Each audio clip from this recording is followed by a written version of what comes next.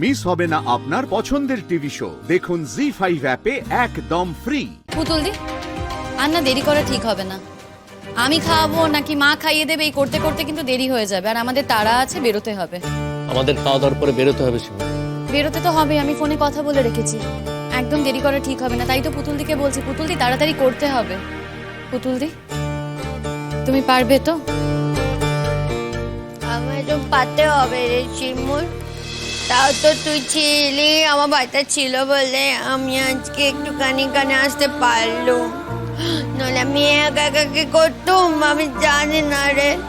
আমি শুধু দু লাইন গান গাইতে পারি, তোদের সাজো ছাড়া আমি কি করি বা সব কিছু করতুম বলতো? আমি পারবো, আমি ঠিক পারবো, দেখি পারবো। ও মা, ও পুতুল, তোমাকে তো ভাবতে হবে না মা। আমার যা কিছু গয়নাগাটি আছে আমি সব বেচে দেবো, কোন সব বেচে দেবো। কেন তোমাকে গয়না কেন বিক্রি করতে হবে মা? তোমার কাছে তো টাকা আছে, তা সেই টাকা বুঝি তুলে রাখছো তোমার ছোট ছেলেকে জেল থেকে বার করবে বলে?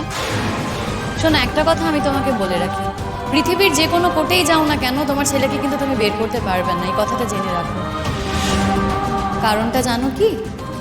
কারণ আমি সত্যি কথা বলছি আর তোমার ছেলে মিথ্যে কথা বলছে।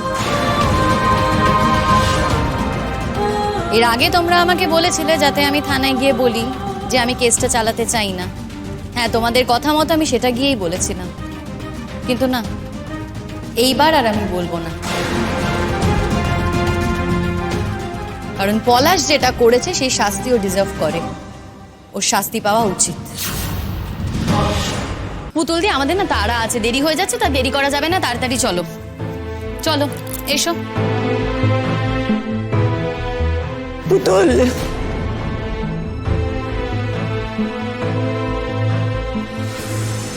ওপরাক ওপরাক,